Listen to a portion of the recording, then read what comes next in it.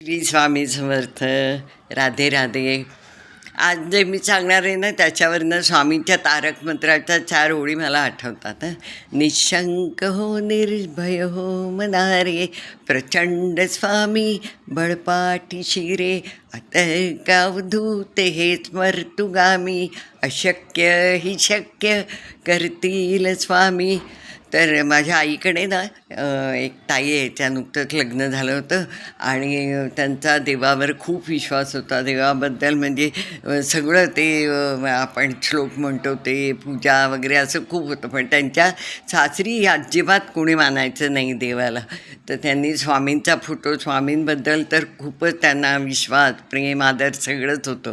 पण तिच्या सासूबाईंना अजिबात आवडायचं नाही तिने काही केलेलं. मग तिने शेवटी स्वामींची जी तसबीर होती तिने आपल्या कपाटात ठेवली होती. आणि जेव्हा ती आपल्या रूममध्ये जायची तेव्हा स्वामींची भक्ती, तारक मंत्र जे काय असतं ते सगळं करायची, पूजा बिजा.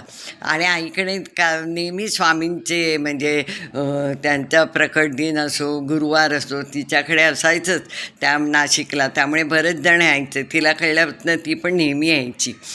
मी एकदा आईला म्हणाली, खूपच माझ्याकडे मला फार इच्छा आहे पण काही होत नाही, कोणी नाही मानत, तर काय करू? ते तू तुझ्या मनाभावे कर. मला माझी आई म्हणाली, एक दिवस येईल की ते पण सगळे करायला लागतील, देवाची भक्ती, स्वामींची पूजा. तू काळजी करू नको, ह्याच्याबद्दल तू वाईट वाटून घेऊ नको.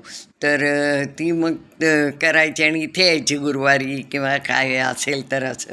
तर एकदा काय झालं, तिच्या मिस्टरांचा येताना स्कूटरचा अपघात झाला आणि खूपच लागलं, हॉस्पिटलमध्ये ॲडमिट. तर ती जामच घाबरली. मग स्वामींचा फोटो घेऊनच ती हॉस्पिटलमध्ये गेली. आणि खूप सगळे, आई तर एकुलता एक मुलगा, त्यामुळे तिच्या सासूबाई एकदमच खूपच घाबरल्या त्या.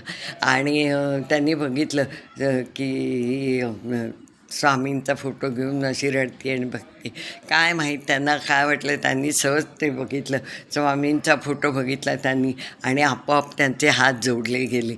आणि कुठेतरी त्यांना काय वाटलं माहीत नाही, त्यांनी स्वामी माझ्या मुलाला बरं करा असं त्यांनी म्हटलं, स्वामींच्या समोर हात जोडले. तर तिला पण खूपच बरं वाटलं. आणि तिला खात्री होती की स्वामी माझ्या मागे आहेत, पाठीशी उभे आहेत, मला माझ्या नवऱ्याला काही होणार नाही. आणि तसंच झालं. काही दिवसांनी आपोआप छान सगळं व्यवस्थित सगळं पार पडलं. तो अगदी छान परत कामावर जायला लागला. आणि त्यांच्या घरात स्वामींचंच पूजा व्हायला लागली, त्यांचे प्रगट दिन आणि सगळं मोठ्या प्रमाणात व्हायला लागलं.